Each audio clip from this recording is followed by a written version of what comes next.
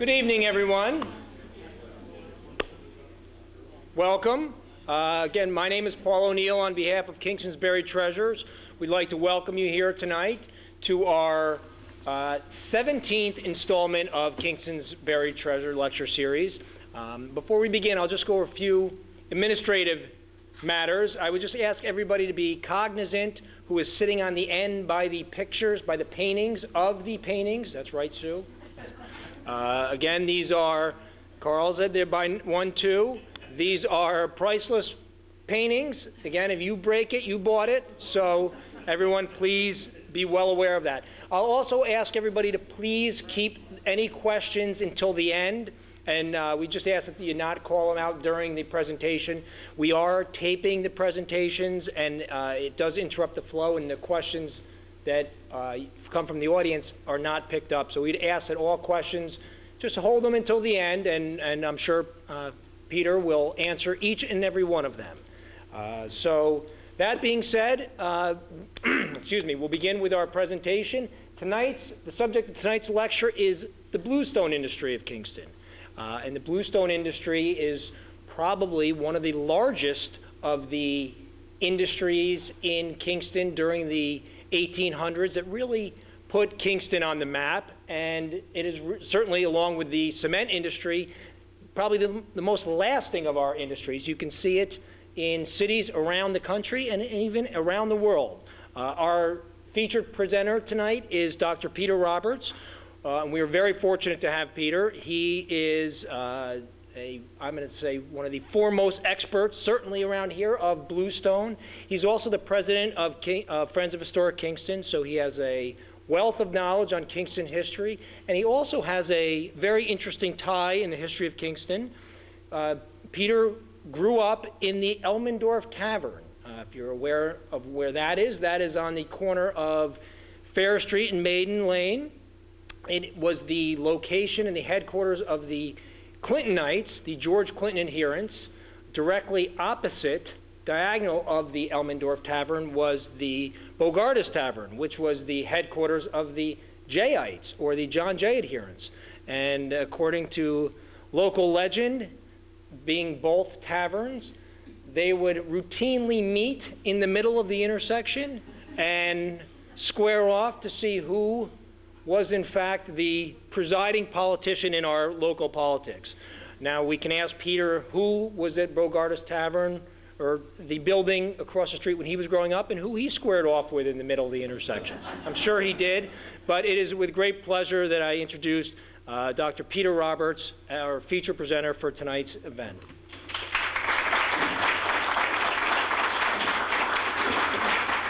Good. Thank you, Paul. It's nice to see such a large crowd tonight. I know I had a hard time parking. I was here a little bit late. I'm sure some of you had trouble too. Paul, thanks for the introduction. That was going to be my introduction to the talk, so we'll have to modify a little bit. A couple years ago, I was asked to give a talk on bluestone, and it's led to a great series of events where I seem to learn more and more weekly about bluestone. It's ended up that I've had the opportunity to meet many people who have bluestone quarries on their properties. I've met people who had relatives that worked in the quarries.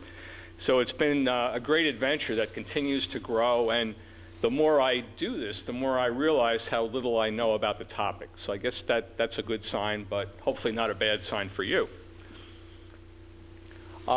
This first photo is the intro photo. And Joe Tintillo has put two images on it. On the left, on the left is the Fitch House. That's down in Rondout, and of course that's still standing today. Built in 1870. That's a big date because things were very prosperous in Kingston in 1870. The Fitch brothers had this as their office, and it was really the 70s that was a big time for bluestone, big time for the D&H Canal, a big time for Rondout. And then on the right is a picture of Wilbur. And Wilbur was really the port where bluestone was brought, largely from just west of here. And it was shipped from these yards. This is perhaps the Fitch Yard. and was shipped from the yards, the stone yards, down to New York City. We'll come back to these images later because they're very descriptive of the evolution of the bluestone history.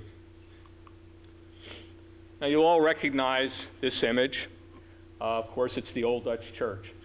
And the Old Dutch Church is a great example of bluestone being used as a building stone. It's not usually used for that purpose. I think it was because it was an expensive product, it was a heavy product, had to be transported. But we have other churches in town, too, that are made of bluestone. The Baptist Church, St. John's Church, and also a church on Wirt Street are composed of bluestone as well. And this is the front of the Old Dutch Church, and what it shows is great variability in bluestone. Some stones are darker in color, some are lighter in color, some have iron pigment associated with it. You can imagine, I showed you that stone earlier, the bluestone that weighed 25 pounds. Think how much the Old Dutch Church must weigh. You know, it must be good ground underneath it. This photo also shows another product, and that's the limestone that was in our area. And you can see where the water table, the foundation, the rim around the door, and also the keystone on top are made of native limestone. And of course, the limestone is everywhere. It's the mineral, the stone that's closest to the river. The old stone houses in Kingston, the house I grew up in, are all made of limestone. And 1852, that's the year that the church was built. And again, this is a bluestone cornerstone here as well. 1852, by this time, bluestone was being shipped as flagstone or sidewalk material to major cities on the East Coast, used for sidewalks. In fact, in the 1840s, the shipment of flagstone began out of Wilbur and out of other ports. There were many other ports, 5 other ports in Ulster County that shipped the bluestone.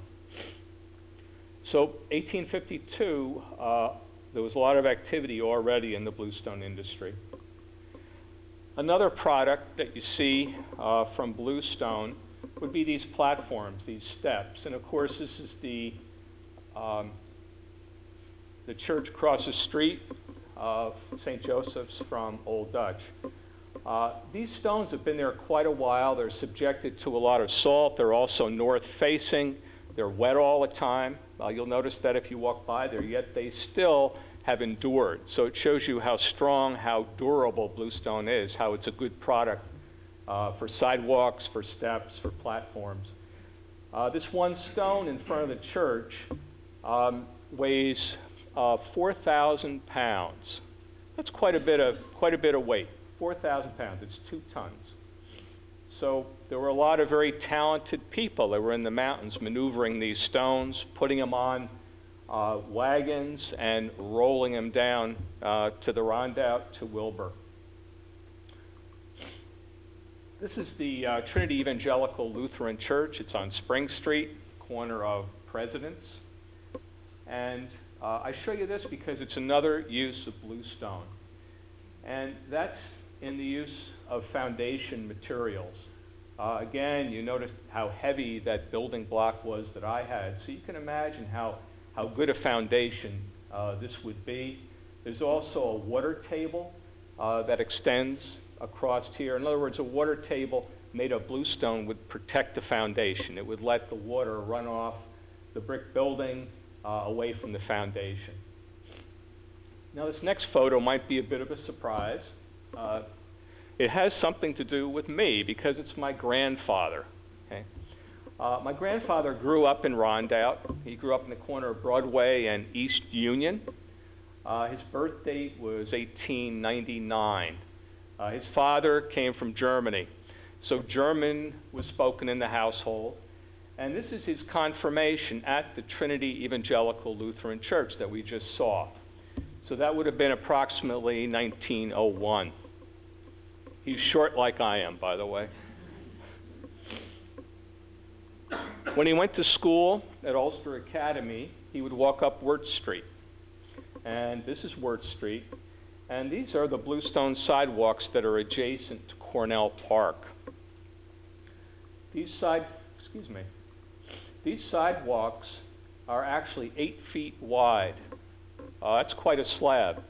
And in this dimension, they're around 7 feet.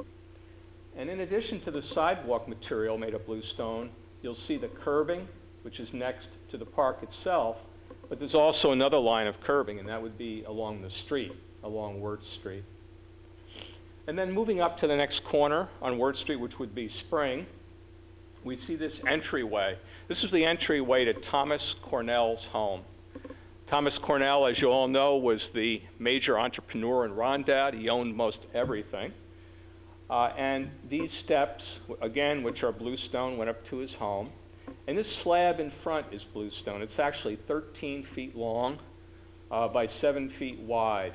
And if you go down to Wirt Street and take a look at this piece of stone, it's pretty neat because it's actually purple, pinkish colored in a pretty consistent way.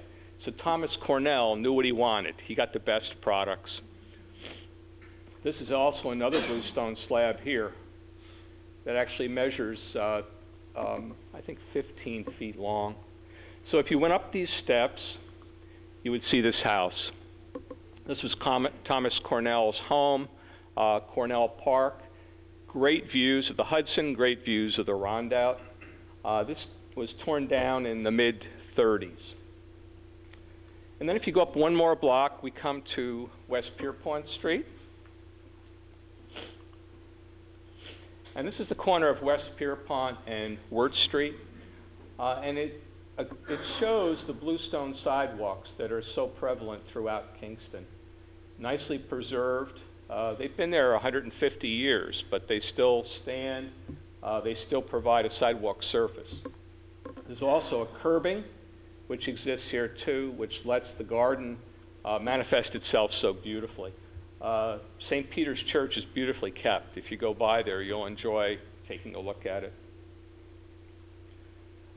Now, Alf Evers says that there are about 60 miles of bluestone sidewalks in Kingston, and I'm sure that's valid if you think there's sidewalks on both sides of the street.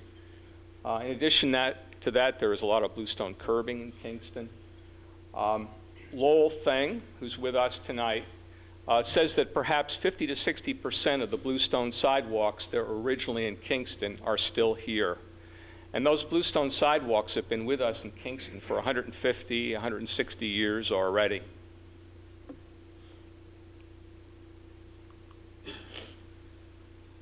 This will be easy to digest. There are only 2 slides like this, so bear with me. Bluestone facts.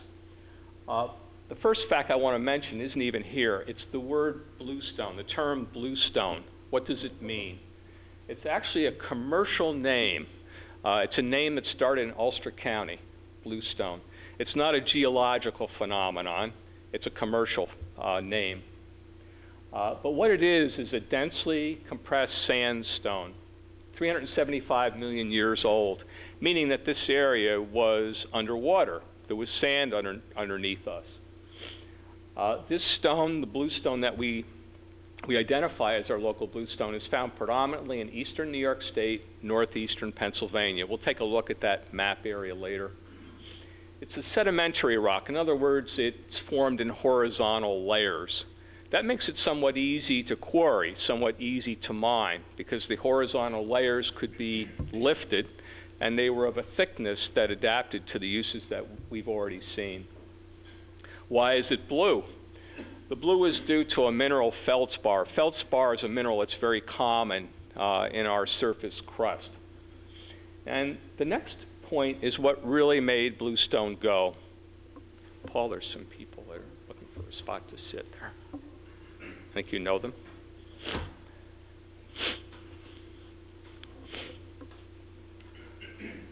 The success of bluestone was really as sidewalks. That's how it got started, and that's how it continued to thrive in the 40s, 50s, 60s, 70s of the 1800s. And the reason it did well was it was of high density, it was very durable, and most importantly, it didn't get slippery when it was wet.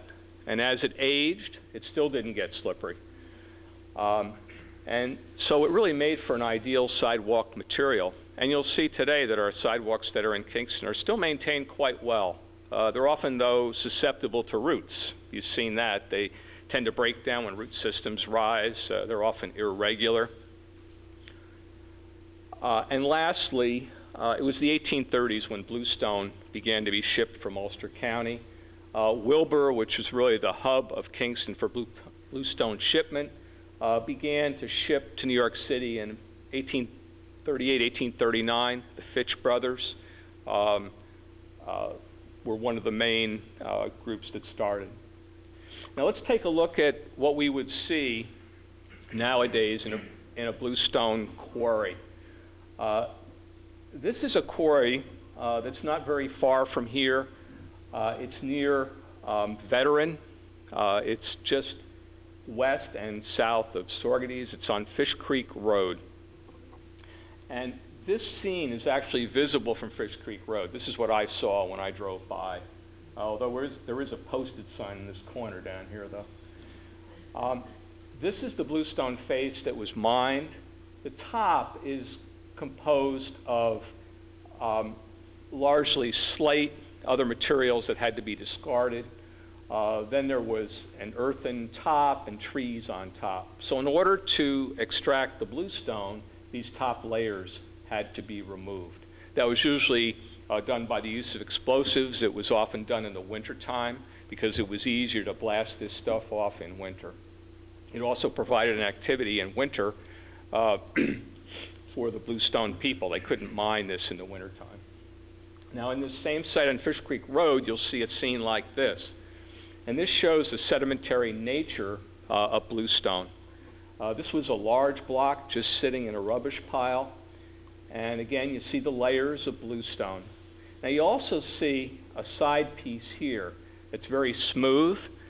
That's actually a side seam of bluestone. That wasn't created by mining techniques, wasn't created by the quarrying. This was a natural side seam. And then on the other side of this block was another natural side seam over here.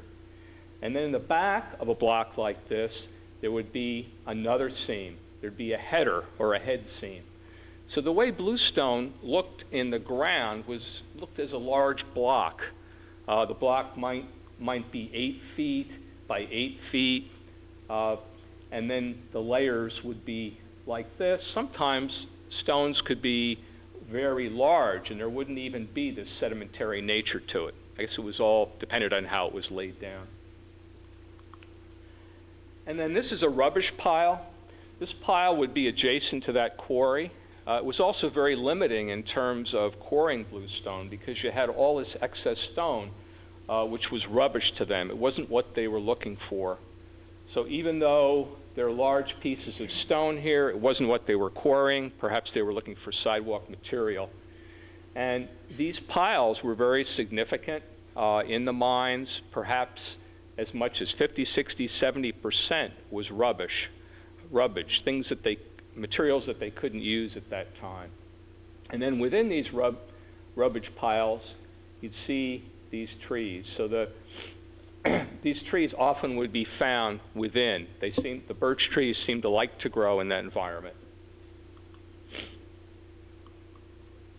This is the last informational slide. Hang in there, it'll get more exciting after this.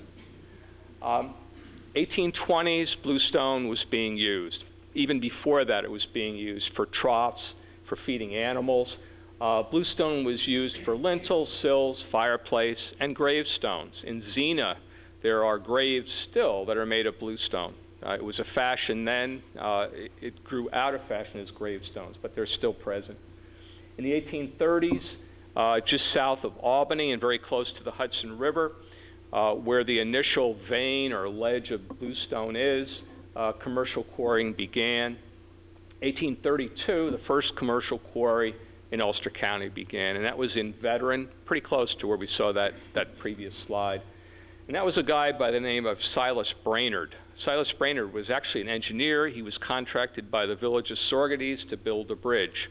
And he happened to see the bluestone that came from the quarries near Albany, and he said, gee, this looks like a good way to be an entrepreneur. So he bought land, started bluestone quarrying. from the 1830s to 1900s was when bluestone quarrying was very much active in Ulster County. It was a time when ships were leaving 5 different ports on the Hudson and the Rondout to take the bluestone down towards New York City. And it's said that 100,000 people were involved in the bluestone trade. And I think it's believable because many of these ledges were worked by only 2 or 3 people. And it was a continuous area that ran all the way from the Quarryville area, even north of that, and it ran all the way through Ulster County down towards Delaware County. These ledges were often owned by people that didn't mine, but the mining product created the rent for the people that owned the land. So it was very profitable for people that owned the land. They didn't have to mine it. Early 1900s, the bluestone industry was pretty much gone. In fact, I was reading Ed Ford's book today, and he was talking about transport of bluestone to Wilbur, and he said that the wagons that went to Wilbur really slowed down tremendously in the 1880s. So there was a very quick demise of bluestone, and that was largely due to Portland cement development. Also, the costs of mining were increasing too. As you got deeper in the ledges, you had to get rid of that topping material. That became expensive. You saw all the waste that was formed in these mines that made mining more difficult. And the transport was very expensive. People who mined, it cost them 25% of what they produced to have teamsters haul the bluestone to Tidewater. So today, there's no active bluestone quarrying in Ulster County. There are no licenses for bluestone quarrying. There are people that have rubbish or the tailings that are left over. Some of that are sold for bluestone use, but there's no actual bluestone mining. There is a gentleman in Lamontville who mines, but he mines in Delaware County. He rents a quarry down there, and at times he goes down and takes his stone, he brings it back to Lamontville.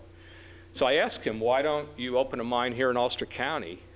This is where the good stone is located. And he said, how could I possibly get a permit from any town to mine bluestone?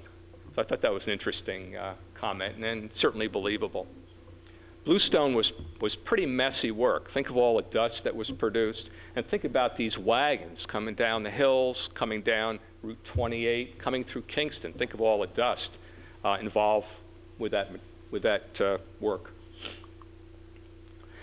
Now I'm going to start up in Quarryville because Quarryville is really where mining of bluestone first started in really a big way, and we'll work our way south to West Hurley where perhaps the most active bluestone mining was done. Then I'm going to show you some examples today of buildings that are composed of bluestone. If you haven't seen them, you'll want to take a look at them because they're pretty remarkable. And then we're going to come back down through Kingston, and we'll end up at the Hudson and Rondout. So this is an old postcard of one of the quarries in Quarryville. This geological feature is actually still there, and this is the Coryville Schoolhouse up here. It's still there. It's in shambles, but it's still there. So this would be the area that they would be mining those ledges of bluestone.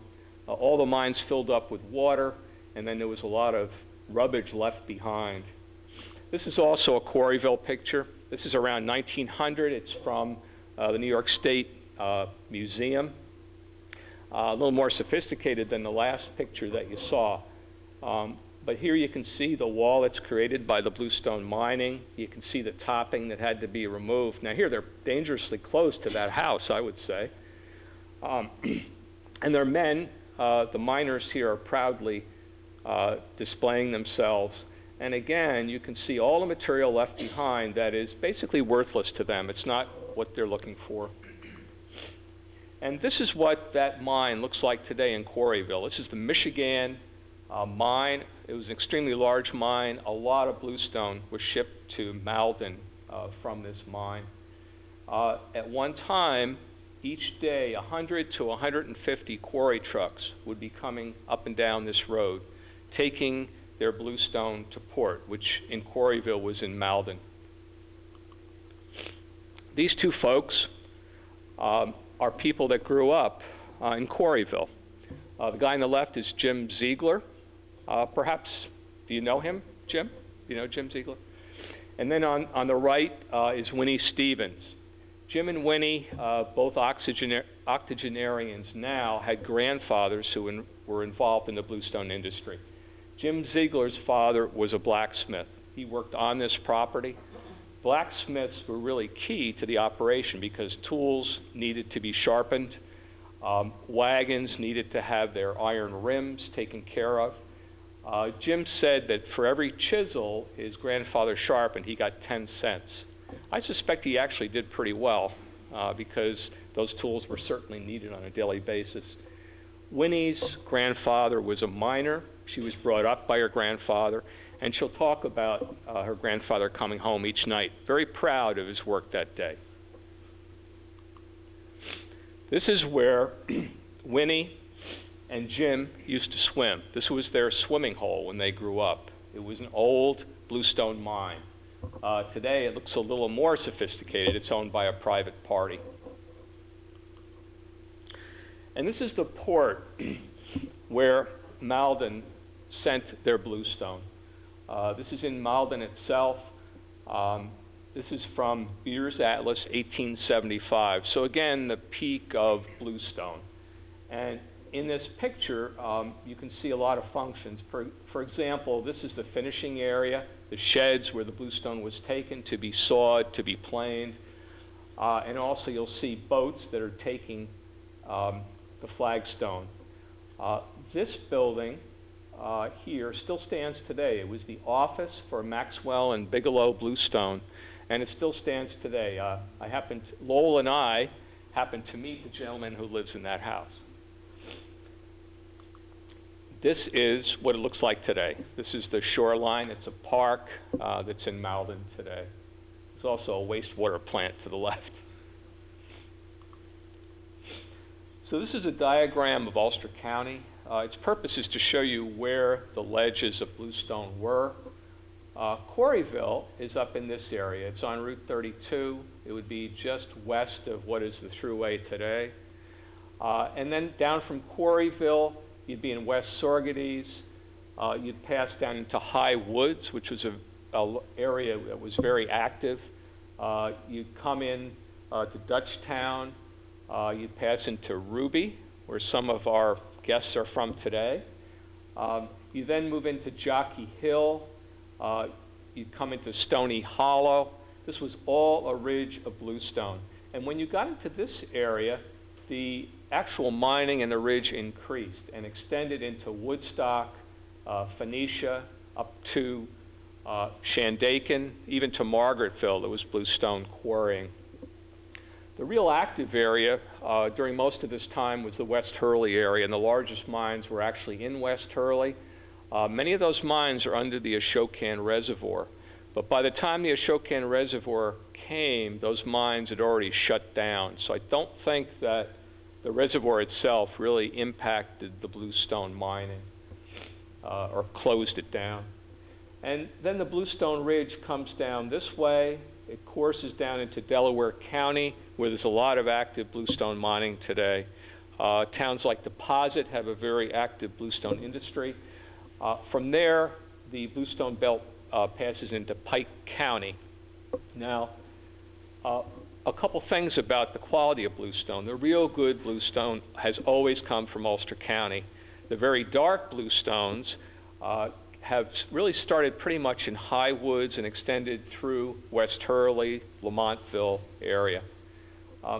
The bluestone that comes from Delaware County is much lighter in color. The ledges, the lifts are not nearly as thick as the lifts that we used to have here. So the quality of bluestone created today isn't nearly as good as the quality that we used to mine here. Hope nobody's from Delaware County here. Now you recognize this as Opus 40.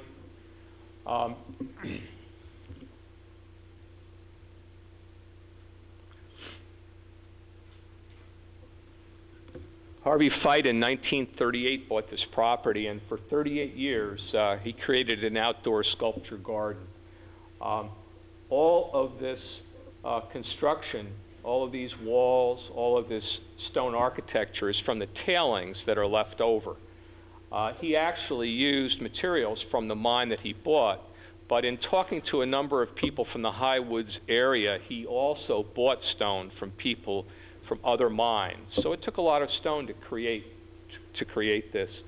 I particularly like this slide because it shows Platic Hill Mountain, it shows Overlook Mountain. Overlook Mountain had a lot of mines. There was a hollow that existed here that had many levels. It was called Lewis Hollow. It had many levels of bluestone mines. It was a place where people actually lived in hemlock shanties. There were even community centers, there were dance halls, and a lot of alcohol was consumed by the Irishmen. Irishmen were largely the people that were the miners in the Ulster County area. Also on Overlook was the California Quarry. California Quarry would probably be over in this area. California Quarry was fairly elevated. It also was known for the big stones. Some of the larger stones came from there. So imagine what it was like to come down from above Woodstock with these wagon loads that weighed 10, 20 tons of stone. Again, a picture of Opus 40. Harvey Fite worked for 38 years. His goal was to work for 40 years. He worked for 38, and he died in an accident on his property. He was a professor of sculpture, I believe, at Bard College. And this is also Opus 40, and I think it's a very good example of what a bluestone mine looked like. This mine was probably worked in the 1850s, 1860s, and it shows how side seams allowed mining to take place. These were not created manually, they weren't created by any tools, but these were the side seams that were naturally formed by the movement of the earth. So the side seams would be here, and then the workers would use their wedges to lift up these lips of bluestone. And as we talked about before, there were also seams behind these areas called headers. Sometimes they were indeterminate, they were so long. Other times they had to be drilled and removed mechanically. This is another quarry in High Woods that I recently visited. This was the largest quarry in High Woods. It was called the Carl York Quarry. It was worked by a fellow named Solomon York, and his product was, in this case, taken to Glasgow, New York, or Sorgates, New York. So we've already talked about Malden, we've talked about Glasgow, we talk about Sorgates. This mine actually had 425 feet that were used to mine. So you can imagine what a ledge was created. There was 3 to 4 feet of topping above the stone, so that had to all be removed. The beds themselves were from 3 to 8 feet deep, so they were able to mine from 3 to 8 feet. And the side seams in this mine varied from 1 foot, so that would be a pretty small stone, to 8 feet. This mine has not been worked, obviously, for many, many years, perhaps 100 years. This picture was taken this summer. There's algae growing. Kathy Skidmore is pictured here. She grew up on this mine. Her home is about 200 feet away from this mine. So when she grew up, although mining was over, she could still ice skate, she could swim here, and she has many fond memories of growing up in this mine setting. She still lives actually in High Woods across the street from this photograph.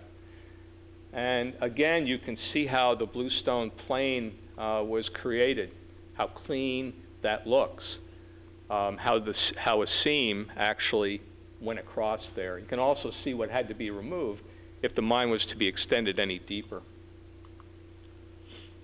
Picture from Jockey Hill from the New York State Museum. Again, we're coming along a ridge moving south. And if you go up Route 28, you'll see this sign. Perhaps people have been to Aniora Lake. It's a picturesque spot to visit. It's probably only 2 or 3, 4 miles from the Circle, the New York State Thruway. So you can see how close Bluestone mining was to Kingston, how close it was to the Rondout. And if you walk through the path, through Aniora Lake, through this wild bluestone forest, you run across this scene. This is a huge quarry. Lowell Thing described this quarry as being the size of 3 football fields. Imagine how much bluestone flagging, how much sidewalk material must have been taken out of this mine. Ashokan High Peak is in the back, so we're looking south. The high peaks of the Catskills would be to our right. This is a mine that's up in Woodstock. It's actually in Bearsville. It's, I think, probably part of Ohio Mountain. It's called Snake Rocks Mine. Snake Rocks Mine was another huge mine.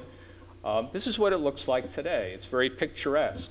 Water has filled up the mine. You see these birch trees, which we talked about before, growing in the mine. This is actually a public preserve right now that can be accessed, although there's no place to park. You have to take a hike. This next picture is also from the Snake Hills Quarry. I think it's pretty dramatic, but it shows the tailings, the rubbish that's left behind by bluestone mining. In many cases, this has been removed by contractors that choose to make roads, it's used for fill. In this case, I think the accessibility was so difficult to the Snake Rocks mine that it's been left behind. But you can see how tall this pile of rubbish is compared to the gentleman on the right.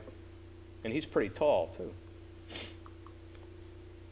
A few archival pictures of the Ashokan Reservoir, West Hurley area. This was a particularly large stone removed from West Hurley, probably, 20 by 10 by 10 inches, I guess that would be. And whenever large stones were removed, the quarry people had to call on quarrymen from adjacent quarries. So it was always a big deal, I think, when larger stones were removed. I think there were great celebrations as it went down the hill in the carts. I think everybody stopped off at the local bars, according to the reporters I read. And they also knocked over bridges as they tried to cross the Sawkill and Esopus Creeks. You also note that these guys don't have hard hats, right? You know, they have soft hats. So that was the best protection they had. And think when they were working in these mines, the particulate matter, the pieces of bluestone that would be flying off. Another archival photo, this is near the Ashokan Reservoir. You can see how they've already worked down quite a ways, taking bluestone slabs out. And these would be remarkable slabs, very, very large in size. These would be slabs that people like the Vanderbilts, the Tiffanys in New York City would order, and they'd pay big money. William Vanderbilt had a mansion on Fifth Avenue. He paid $10,000 in 1881 for a slab of bluestone. A perfect slab that I think in dimensions was something like 20 by 15. And 2 other proud workers in their soft hats, removing another slab. I think the physics here are really amazing. You know, you just have a few workers that are maneuvering this stone with their crowbars. I need to go back and review my physics to figure out how this worked. If you go on 28A, next to the reservoir, you'll see this scene. This is an old bluestone mine. You can actually see this from the road. Again, Lowell Thing took me on a tour of Ulster County, and we saw this bluestone mine. And here's really an amazing picture, I think.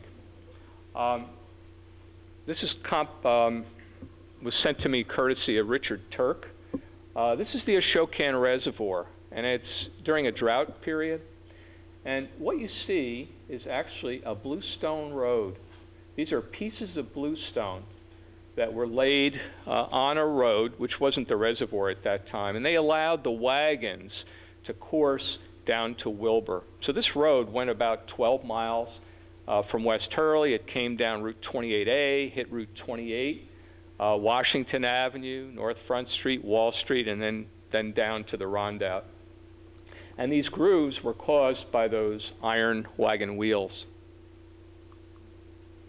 And this is a photo that's from the Hurley Heritage Society Museum. It shows a team of horses, it shows a teamster, and it shows the load. And beneath him, you see the Bluestone Road. Now again, we talked about transport. It was these bluestone quarrymen had to pay about 25% the value of their stone to have it transported. So it was a big business to be a teamster. And this is a bluestone quarry wagon, also at the Hurley Heritage Society. They have a really neat bluestone exhibit there. If you have an opportunity sometime in the summertime, it's fun to visit there. You can see the iron rims on the wheels. And then in front of the Hurley Heritage Society, this would be on the main street in Hurley, you see these bluestone wagon road particles. This is a beautiful specimen too, I think. They're around town too. Frog Alley has a number of these pieces. The Maritime Museum has 3 or 4 pieces. And there are people doing projects like Ed Ford trying to bring more of the Bluestone Road into Kingston. Some of the tools that are at the Hurley Heritage Society Museum. You can see the wedges that were used. And you know, you think about trying to lift these huge pieces of stone, these huge lifts. They had to put these wedges in, and then they had to use sledgehammers in unison to raise these pieces. This is the Bluestone wagon bringing a large stone up North Front Street and making a turn onto Wall Street. So this is called Bernstein's Emporium. It would be Dominic's today. This would be Dominic's Cafe. When I grew up, it was Fanny Farmer's. Maybe something, a lot of smiles there, right? It's too bad they're gone. Dominic's Cafe, if you walk there and take a look at the sidewalk, is pretty amazing. There's some huge bluestone slabs there, pretty remarkable. Also in front of the Courts building, in uptown Kingston, you'll see a lot of large slabs as well. 8 horses, there are a number of sets of wheels here. I don't know if this is the stone, but the largest stone that was brought to Wilbur was 24 by 20 feet. So, you know, think of the size of that, think of what it weighed. Most of the larger stones were broken up in the quarry because of difficulty in transporting them. And also you had to have a buyer if you had a stone that large, and also a lot of luck trying to get it to the water. This is Wilbur. 1870, again, when bluestone was really in its heyday, when shipments to eastern ports were the thing. And you can just imagine how many pieces of flagstone are here. I suspect that this picture may have been taken from that Fitch building on the Rondout because it's a little bit elevated from ground level. And then the next photo, which is courtesy of the Maritime Museum, shows a sloop that's being loaded, I think during the same time period, probably 1870, being loaded with flagstone to be taken to southern ports. And this is a favorite slide of mine. It's in Ed Ford's book, and it shows really quite large platform stones being loaded onto a sloop. This is in the Rondout because you see the first West Shore Railroad bridge in the background. The bridge was about 1885 or so. So this photo would have been after 1885, but fairly soon after, because these bluestone yards pretty much shut down in the 1890s. There's some great poses here. I like the pose on this guy here. He's got quite a swagger. And this is a neat view that you saw in the opening slide. This again is Wilbur, looking down upon Wilbur. And you see a number of industries that were active at the time. You see Bluestone, which is being loaded onto this sloop. Across the way, you see an ice house. Ice houses wouldn't be lasting too much longer after this 1890 photo. And this is a cement plant across the Rondout, and that smokestack still stands today. You can still see it down in Wilbur. And here's a picture of the Fitch House, again, 1870, heyday of Bluestone and profits from Bluestone. Good advertisement. The next photo is also a Bluestone building that is in Wilbur. This is the office of Feeney Enterprises, Feeney Boating. And there are a couple things to look at here. The date is 1866. Above the door, there's an O, or what I think is probably an O. It probably represented the office of Julius Osterhout. He was one of the larger Bluestone dealers. In fact, his yard was the recipient of that largest stone, 24 by 20 feet.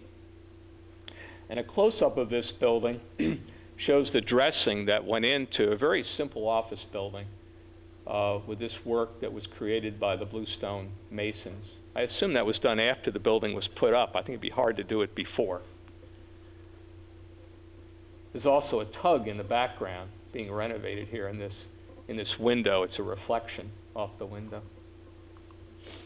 And this is the last yard that was operative in Wilbur. This is the Sweeney Yard. J.J. Sweeney was the last owner of this yard. The Sweeney Yard was known for sending building materials to the Tiffany's, to the Vanderbilts in New York. Their stones were also used in the Washington Monument. They were also used for foundations for many buildings in Washington, D.C., government buildings. And in this picture, you also see the finishing sheds, which in the next photo, in a New York State publication around 1900, are shown, again, these sheds. And in these sheds, large stones would be pulled in. They'd be cut largely by iron files that would go back and forth on the stone. They would also be smooth. They'd be planed in these sheds. But again, you really couldn't polish them. You know, Bluestone doesn't polish. You can refine it, but you can't polish it. J.J. Sweeney's house. You can see how the Bluestone business was profitable. This is on Wirt Street. It's across from the Cornell Mansion, actually. Built in 1895 and currently being rehabilitated by the county for a home for veterans, I believe. This is an important slide because it illustrates a big change that took place in Rondout, a big change that took place in Wilbur, and it was the arrival of the railroad, the Ulster and Delaware Railroad. This picture is where the Trolley Museum would be today, where the waste treatment plant would be today. And this photo perhaps is 1890, but it was 1875 that trains first arrived in Rondout. And the person that took advantage of that was a guy by the name of Hewitt Boyce. Hewitt Boyce had experience in Bluestone Yards and the Ashok Reservoir. He also had a yard near where the Holiday Inn is today. And he took advantage of railroad tracks. It was the railroads that allowed Kingston, the Rondout area itself, to have a port for the Bluestone. Broadway was really too steep for Bluestone wagons to come down, and that's why they went to Wilbur rather than down Broadway initially. So Hewitt Boyce's yard is here. You can see the extent of his flagstone. You can see the sheds like we saw in the Sweeney picture before. There's also a rail track that's coursing by his by his business as well. And this would be, his business was Hewitt Boyce North River Bluestone. In the distance, this would be the Rondout here. This would be the Hudson River. And this would be ice boats that are probably going north after having delivered their ice south to New York City. And on this point here would be where the current lighthouse is. It's not here in this photo because I think it was around 1915, perhaps, when the Kingston Lighthouse was put in this position. The old lighthouse was over in this area, and it was actually made of bluestone. It was a bluestone lighthouse. This is another picture of the Hewitt Boyce Yard. It's looking in the opposite direction. You can see, again, a lot of flagging stone. This would be later on, probably 1900, 1910 time frame. Now, all these bluestone yards in 1900, right about that date, were bought by Sam Kirkendall. Isn't that interesting? He was related to Thomas Cornell, and like Cornell, was a tremendous entrepreneur. So Sam Kirkendall, he buys up all the cement yards. He tries to reinvigorate that industry. He buys all the bluestone industry because the bluestone men were going broke. They either didn't have success with their new mines, or they didn't have a market anymore, or a recession takes place, and then they're in big trouble. Hewitt Boyce, this is where he lived. This is on Fair Street in Fair Street Historic District. This is his carriage stone. Pretty neat how that was carved into it. There's also a bluestone curb. There's bluestone sidewalks. These urns have carved bluestone bases. And this picture was just taken a year or two ago, so you can drive by and see where Hewitt Boyce lived.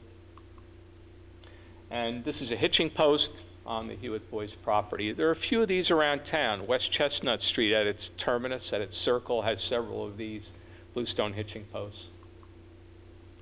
I'm going to take you on a quick tour of Ulster County, starting up in Pine Hill, to show you some really neat bluestone buildings. Many of you have seen these before, but if you haven't, they're worth seeing again. This is the Morton Memorial Library. It's in Pine Hill, built around 1902. Mr. Morton was the president of Stevens Institute of Technology. Pine Hill at that time had a lot of educators. It had a lot of ministers that had summer homes there. It was a very, very prosperous area, and this is really a gem, which I had never seen until a year or two ago. And up close, you can see the quality of the bluestone.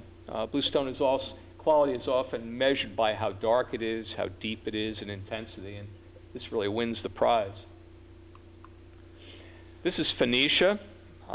This is the St. Francis de Sales Church. 1902, this was constructed. It's really a gorgeous building. And here you see how brick is interfaced with the bluestone.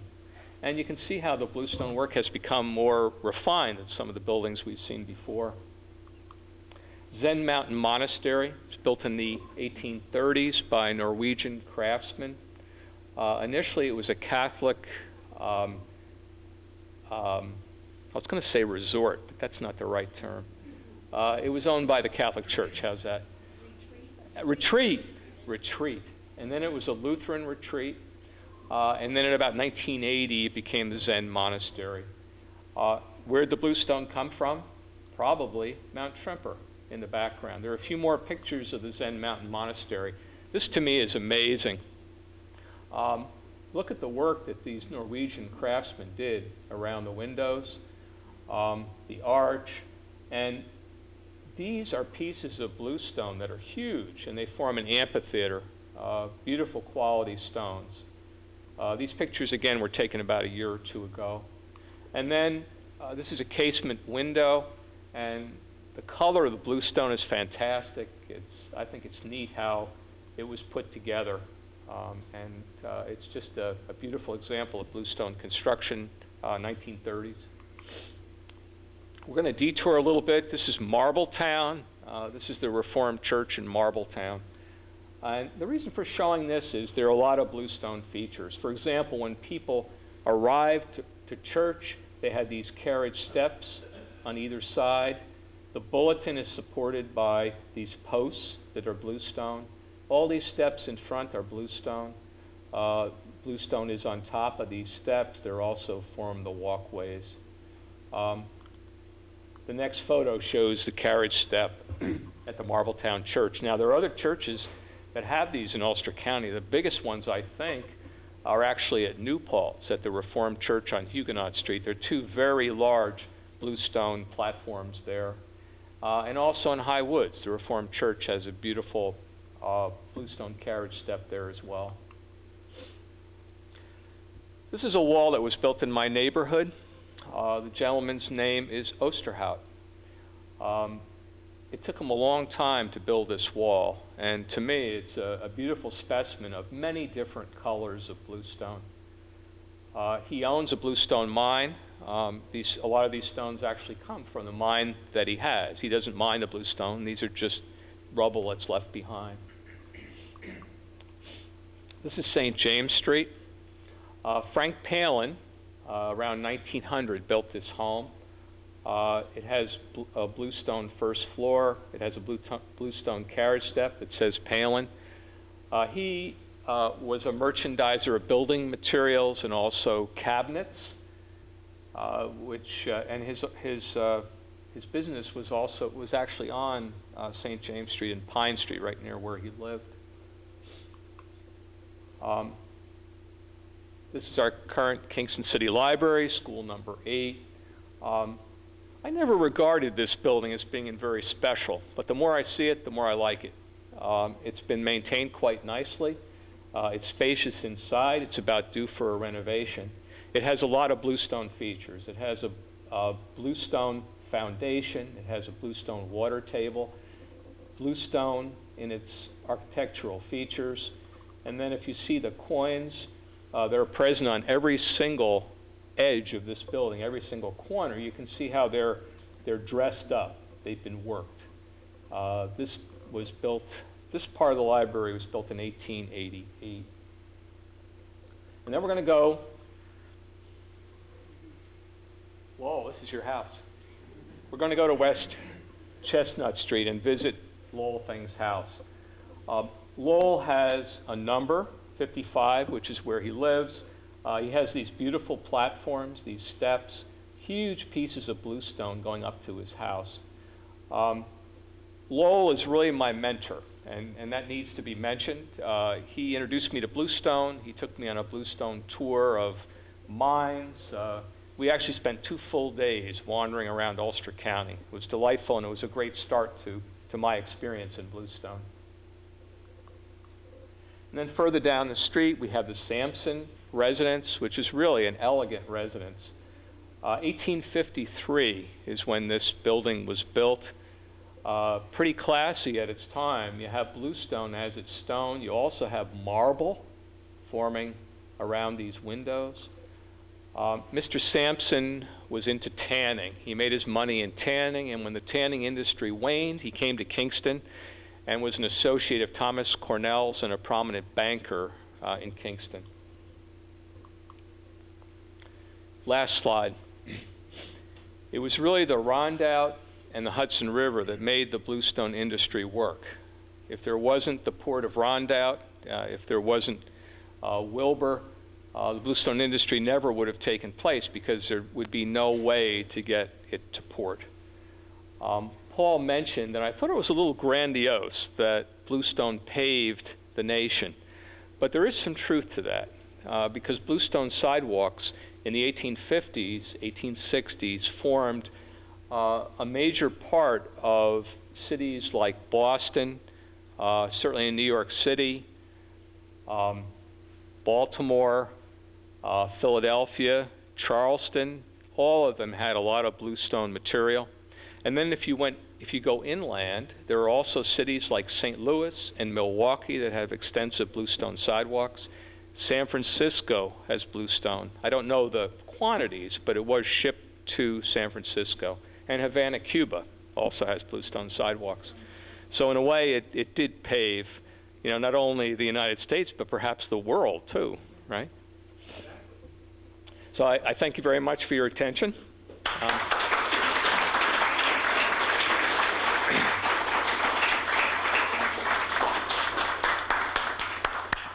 Thank you, Peter. Do we have any questions for Peter? I live over on 28A next to the reservoir. Now, my property seems like there's a lot of really little mines. I mean, the mines are like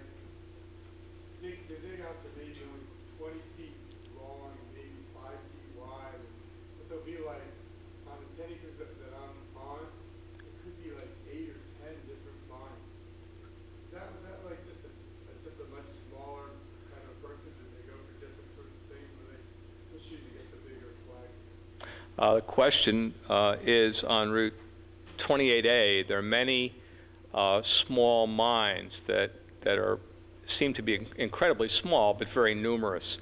And I think that was the nature of bluestone mining for many, many years, even starting in Quarryville and working all the way down to West Hurley. Initially, the mines only had 1, 2, and 3 people working them. So they would be very small. In Woodstock, for example, in the Lewis Hollow area, there are ledges where you can go up perhaps 5, 6 different levels. And there are many small little mines dug just like you speak.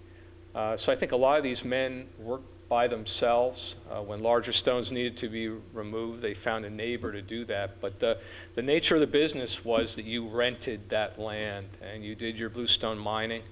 Again, most of these bluestone miners would be of Irish descent. But I think that's probably very typical of mining in Ulster County. Other questions? So next down to your lake is a big quarry. Yes. You know that quarry? And I just happened to meet the guy who owns it last. He took me back there. And there's all these slag piles like in a row. And what he said was, there's something about just going along the surface, taking big stones off the surface and leaving these piles behind. You know what I'm talking about? They look like anthills all over the place. You're describing the mine, that large mine that was in Aniora. Right next to your lake there? Right, that's the picture that I showed, that very large picture of the open area. That, This is actually next to your lake. He owns it still. It used to be a really big mine. Is that it? Is that the same? I think that's the same mine. That mine that I showed is no more than a quarter mile, perhaps, behind Aniora Lake. That is the one. I'm sorry. Yeah, and as we mentioned before, there's a lot of rubbish, a lot of tailings that are left behind. And also think about how much land has to be discarded to get to that first layer. Oftentimes, it would be 3 to 4 feet, 10 feet that had to be blown away. So it was creating, a lot of damage to the environment, a lot of piles of rubbish. Good, thank you. Other questions? Pete, what is the comparison, I have 2 questions. The comparison of cost between, at least in modern times, between bluestone and concrete. It's considerably more expensive, isn't it? I haven't, I think concrete was so much cheaper to produce. It didn't really require nearly the mining expertise. It was also closer to the water. Our natural resources, the limestone was right close to the Hudson. For example, the Newark Lime and Cement Company was right on the Rondout, whereas the bluestone industry was at least 4 miles away from the Rondout. And to pull those stones down, often through very steep roads, was very costly. The teamsters had to make their money. I don't have any comparisons, but it would certainly cement very quickly and concrete very quickly supplanted the bluestone industry. You mentioned several times that bluestone is very durable. Is it also brittle? Bluestone is not brittle. Something like slate would be brittle. Okay, now the difference is that slate has a high clay content, and slate is very thin, comes in very thin, crumbly layers, where the bluestone lifts that you saw here could vary from 1 inch to great thickness. It doesn't easily break down. It's extremely durable. Water doesn't penetrate it. It's actually pretty impervious if you think about it to salt. Think of all the salt that we throw on our sidewalks for 150 years, and yet they still seem to endure. I have testimony about the strength of bluestone. I live on a piece of property that was actually one of the owners of the bluestone quarry, and they had built a septic tank in the ground by just laying up a bluestone house underground. They covered it with a massive piece of bluestone. We never knew where that was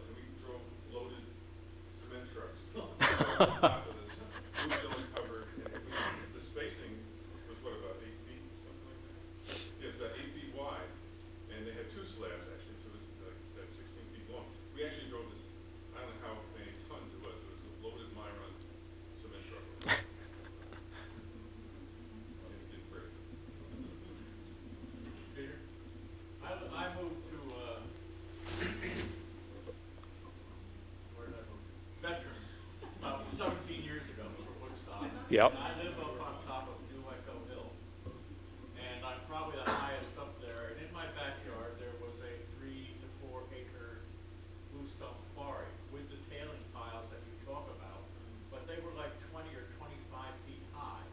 Right. I was considerably younger, and I could climb them with great difficulty. I had all kinds of snakes and bears and everything in there, and if I'd known that it was going to be for sale, I would have bought it. Unfortunately, someone else bought it, and he came all the way from Fishkill with his trucks and his front end loaders, and he cleaned all those tailings out. There had to be, I would say, anywhere from 25 to 30 20-foot high tailing piles. And he took every lick of it out of there, and I now have this Grand Canyon 20 feet outside my back door. But they did salvage those tailings, and he used them for building walls. Excellent. Is slate mined around here? There's there's currently no bluestone mining. I don't know about slate. I can't comment on that. Just wondered where it came from. We had some we thought was bluestone, but it doesn't, how you describe it. It does get slippery. It gets slippery. Yeah, Okay. I wondered if that came from mine. Yeah. They just mine down in Vermont, New York, or down in Washington County. It's mined in Washington County, in Granville and Lakeville in Vermont. Just a small little section. There's a tiny bit of slated highland right alongside 9W. Just as you're getting down to highland on the right-hand side, but that's the only slate I've seen in this area. Any other questions? Okay. Last chance, you have Peter here. All right, Peter, thank you. And, I have one more slide. yeah, what Peter did not say is that, as it was always the custom when there was a large piece of bluestone, when everybody brought it down to hit all the bars on the way, that tradition also stands for bluestone talks. So before we leave, everybody can follow us. Peter, thank you very much. That was very, very interesting. Lowell, thank you for getting Peter interested in bluestone. And as you could see from the slide, the dedication of our presenters and our local historians. It doesn't matter if it's posted or not. Peter's going to get in there. He's going to take those pictures, whether he goes to jail or not. So, Peter, thank you for your dedication. We appreciate it. And thank you so much for everything you've done.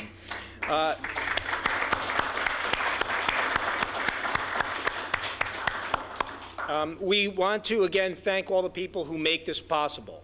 Again, Peter and all of our presenters. Again, all these people, they do this for free. They donate their time and their effort in order to come and speak to us. So we appreciate all that they do.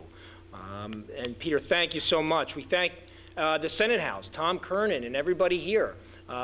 They stay open for us to have these. So we thank them for everything that they do for us. Again, you're sitting in the collection of the largest collection of John Vanderlyn paintings in the world. So please take a moment to admire those. And there is also at the Lauren House, which is right the next building down on Fair Street, there is a display on the Civil War. It's a wonderful display. It's open on Sundays. So we'd ask you to come down and check that out as well. Bob Rizzo. Bob does all the video for the people who watch the presentation upstairs. He's wired everything up so you can watch it upstairs as well. Bob does a wonderful job. We thank Bob for that. And also, you may have seen when you came in, past presentations, the DVDs are out there on a table. There's also a list of the DVDs that, the entire list of the catalog of the presentations we've done.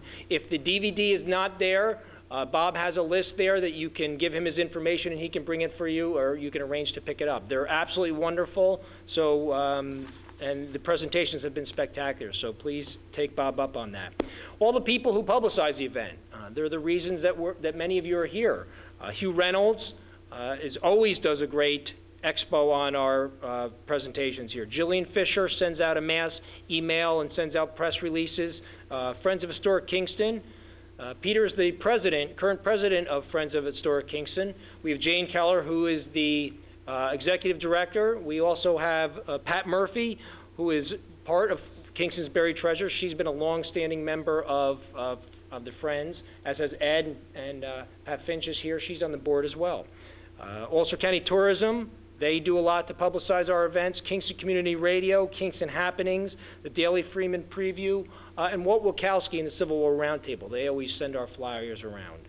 I wanted to thank Kingston's Buried Treasures. It's not easy to put on this lecture series each and every month, and everybody does a lot of effort, so we want to thank all of them.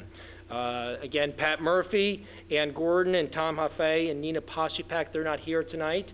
Joe Tantillo, who is anytime you want something to look good, we call Joe. So Joe does the PowerPoint presentations, he does the flyers, so we thank Joe for everything he does. And Ed Ford. Again, we always say the same thing. What can you say about Ed Ford?